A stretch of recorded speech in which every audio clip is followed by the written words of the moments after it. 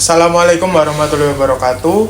Waalaikumsalam warahmatullahi wabarakatuh. Sebelumnya, terima kasih untuk kesempatannya. Di sini kami perwakilan dari kelompok 11 ingin mempresentasikan hasil dari makalah kami dengan judul Implementasi Strategi Pemasaran dan juga Pengembangan Produk pada UMKM Fazilotos di Klaten. Sebelumnya, perkenalkan, nama saya Muhammad Rafli Rangga Pratama dengan NIM 22114668. Saya Nanda Pratama dengan NIM 4623. Saya Najib Azharun Najwa dengan NIM 22114672. Saya Yuli Dwi Kurniawan dengan NIM 22114675. Saya Devananda Fikri Muhammad Rafi dengan NIM 22114669. Nah, sebelumnya kita masuk dulu ke mengenal produk yang akan dijajakan oleh atau produk yang dibuat oleh UMKM Fazilotos Klaten ini. Next. Nah, jadi kita kenalan dulu apa itu puzzle. Mungkin di sini udah sering dengar ya kata-kata puzzle. Jadi puzzle itu sendiri merupakan salah satu jenis permainan yang melatih kemampuan kognitif pada anak. Di mana puzzle ini melibatkan pemecahan masalah dengan merangkai gambar atau menyocokkan bentuk dan juga tempatnya. Nah, puzzle ini membantu kemampuan berpikir, menyesuaikan bentuk, warna, serta melatih logika pada anak. Puzzle ini juga berfungsi sebagai hiburan sekaligus alat stimulasi penting bagi perkembangan anak. Nah, puzzle ini sendiri merupakan salah satu produk atau produk yang diproduksi oleh Fazilotos, di mana Fazilotos sendiri merupakan sebuah UMKM yang didirikan oleh Bapak Sarman pada tahun 2015, di mana awalnya Fazilotos ini sendiri hanya merupakan pedagang keliling saja yang menjajakan puzzle di TK-TK dan juga pasar. Nah, tapi sekitar 2 tahun kemudian atau tepatnya tahun 2017 itu Fazilotos memutuskan untuk membuat atau memproduksi mainan puzzle sendiri dengan modal awal sekitar Rp500.000.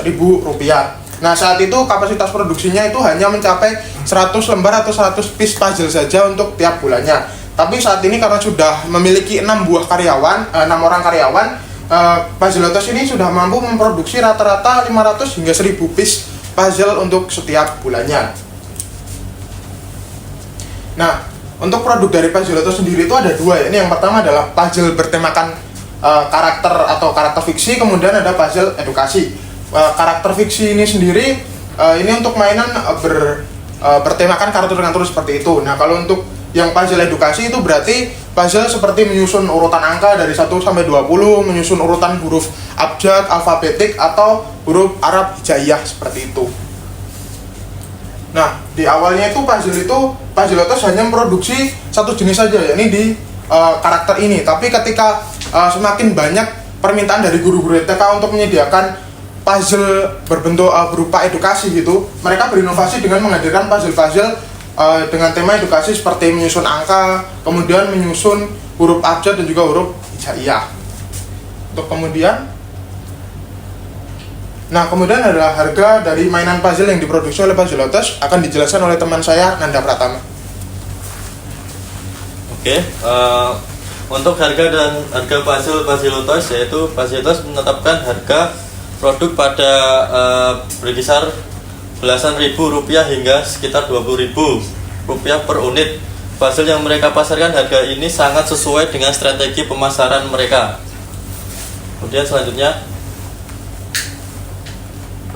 distribusi puzzle Fazilotos, yaitu setelah memulai produksi sendiri pada tahun 2017, Fazilotos mulai menawarkan produk ke toko grosir mainan dan grosir alat tulis. Saat ini fokus utama distribusi adalah melalui sistem konsesius titip jual ke sekitar 100 toko langganan. Lalu jangkauan pasar offline mereka sangat luas, meliputi Klaten, Solo, Bantul, Wonosari, Wates, bahkan pernah mengirim ke Cilacap, Wonosobo, dan Banjarnegara. Selanjutnya, kemudian segmen pasar Fazilotos. Segmen ini akan terdiri 3 segmen, yaitu segmen geografis, segmen demografis, dan segmen fisiografis. Yang pertama yaitu awalnya fokus lokal di Klaten dan Solo, kemudian diperluas hingga berbagai wilayah di Jawa Tengah dan sekitarnya seperti Bantul, Wonosari, Wates, Cilacap, Wonosobo, Banjarnegara untuk mencari peluang pasar baru. Kemudian yang segmen demografis yaitu menargetkan segmen anak-anak usia dini melalui TK-TK serta orang tua atau guru sebagai pembeli, dan pedagang grosir mainan alat tulis sebagai saluran distribusi. Kemudian segmen yang terakhir yaitu segmentasi fisiografis, yaitu perilaku beradaptasi dengan pergeseran permintaan konsumen dari puzzle, kemudian karakter fiksi ke puzzle edukasi seperti menyusun angka. Kemudian selanjutnya target pasar akan dijelaskan oleh Najib. Ya, selanjutnya target pasar Puzzle Toys. Itu target utama Puzzle Toys adalah sekolah-sekolah, yaitu guru-guru sekolah gitu, kayak SMP, nggak sampai SMP, karena SD, TK, dan grosir-grosir mainan alat tulis. Terus juga memiliki permintaan tinggi terhadap puzzle edukasi, perluasan wilayah pemasaran secara offline ke berbagai kota dan kabupaten, juga merupakan bentuk penargetan geografis untuk memastikan stabilitas produksi dan jangkauan pasar yang luas seperti yang Mas Alek tadi terangkan, yaitu Pak Sarman sudah keliling ke berbagai kabupaten untuk memasarkan produknya di Banjarnegara, Cilacap, dan lain-lain. Terutama untuk mengatasi tantangan dari pergeseran minat anak-anak dari gadget gitu. Terus selanjutnya, dan ini adalah rekomendasi dari tim kami, yaitu pengusulan visi. Pengusulan visi ini menjadi populer UMKM mainan edukasi berkualitas tinggi di Indonesia yang mendorong kreativitas dan perkembangan anak melalui inovasi produk. Selanjutnya usulan value akan diterangkan oleh teman saya, Mas Yuli. Untuk bagian usulan value, kami juga mengusulkan untuk Puzzle Toys agar perusahaan itu untuk naik atau agar rame lah. Bagian value-nya seperti kualitas produk yang aman, rapi, dan konsisten.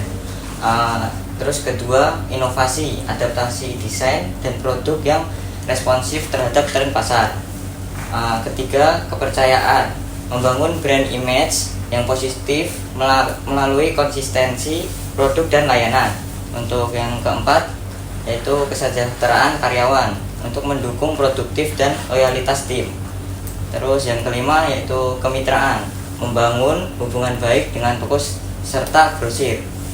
Selanjutnya, kami juga mengusulkan misi untuk perusahaan Puzzle Toys, yaitu misinya seperti 1.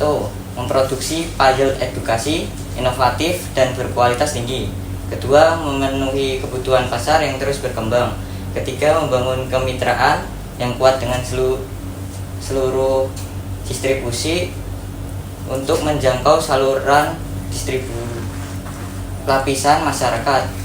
Keempat, yaitu senantiasa mengutamakan kesejahteraan karyawan sebagai fondasi operasional yang loyal dan produktif.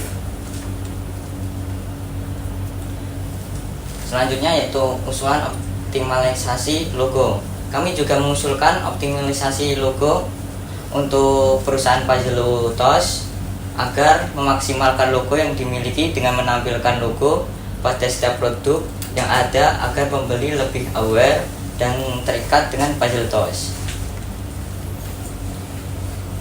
Untuk selanjutnya akan dijelaskan oleh Devan.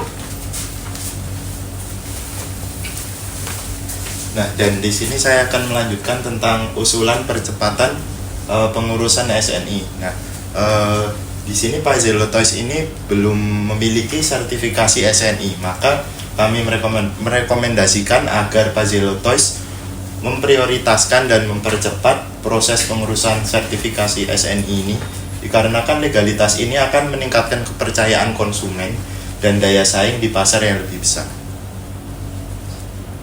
Selanjutnya yaitu usulan ekspansi pasar digital. Nah, karena Puzzle Toys ini belum melakukan digitalisasi dan masih menggunakan pemasaran secara manual, maka kami juga mengusulkan untuk mendigitalisasi untuk pemasaran produk-produk mereka. Yang pertama yaitu memanfaatkan platform e-commerce populer, misalnya seperti Shopee, Tokopedia, atau TikTok Shop. Dan yang kedua yaitu kelola akun media sosial yang aktif, misalnya Instagram dan juga Facebook dengan konten visual produk dan juga testimoni. Dan yang ketiga pertimbangkan pembuatan website sederhana, misalnya landing page atau company profile tentang perusahaan itu sebagai katalog produk.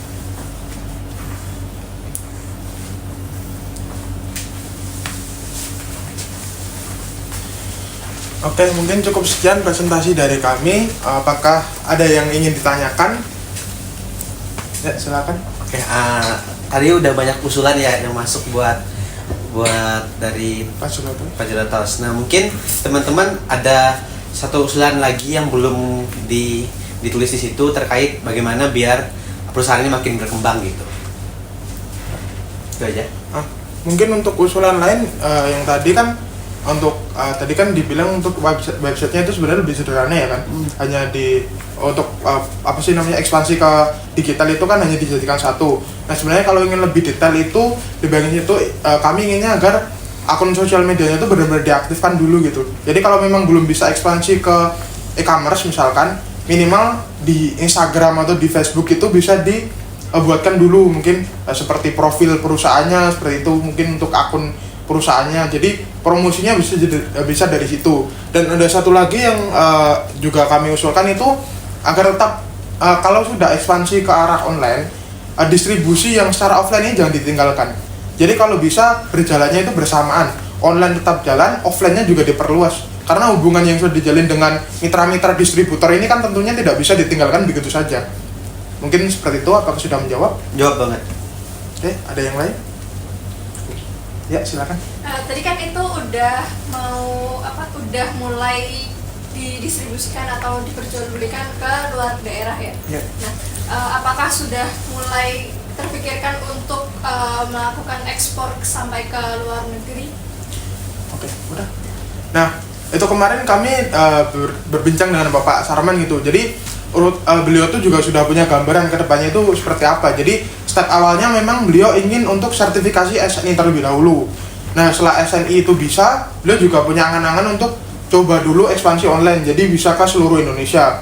Nah kalau seluruh Indonesia ini berhasil, kedepannya tidak menuntut kemungkinan beliau juga ingin ekspansi sampai ke luar negeri.